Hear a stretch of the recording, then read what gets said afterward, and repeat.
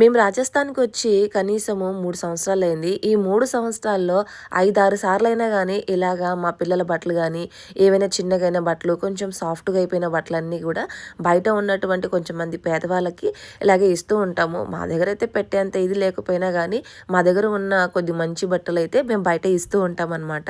So, పిల్లలు స్కూలుకెళ్ళిపోయారు. ఆ తర్వాత ఈ బట్టలు తీసి 2 నెలలయింది. మా ఆయనకి చెప్తూ ఉన్నాను, అలాగే కుప్ప పెట్టేశాను అంటే, సరే అని మొత్తం మా ఆయనైతే డివైడ్ చేసేసారు. ఇలాగా 5 పుట్లాలైతే అయిపోయాయి. సో, మా ఆయన అయితే ఒక షూ తీసుకున్నారనమాట. అది గూడా సైజు చిన్నగుంది ఎవరికొకరికి ఇద్దామనేసి మేమైతే పెట్రోల్ ఎప్పుడు తీసుకునే దగ్గర ఆ అన్నకైతే ఇచ్చేసాము. మిగతావైతే చూడండి ఇవి మా చిట్టి తల్లి డ్రెస్ గుర్తుపట్టారా? ఇలాగ నేను బట్టలు ఇంకో చోటికి వెళ్ళి బట్టల మూట తీస్తున్నానో లేదో వెంటనే వచ్చారు. వీళ్ళ దగ్గరకొస్తే నాకు భయమేస్తది. ఎందుకంటే లాగేసుకోవడం, బరికేయడం ఇట్లా చేస్తూ ఉంటారు. లాస్ట్ టైమ్ అయితే ఇలాగే చేసినారనమాట. ఇంక వీళ్ళు రాంగానే అడిగినవన్నీ ఇచ్చేసి ఇంటికైతే బయలుదేరాం. వీడియోకి లైక్ ఇచ్చి ఛానల్ సబ్స్క్రైబ్.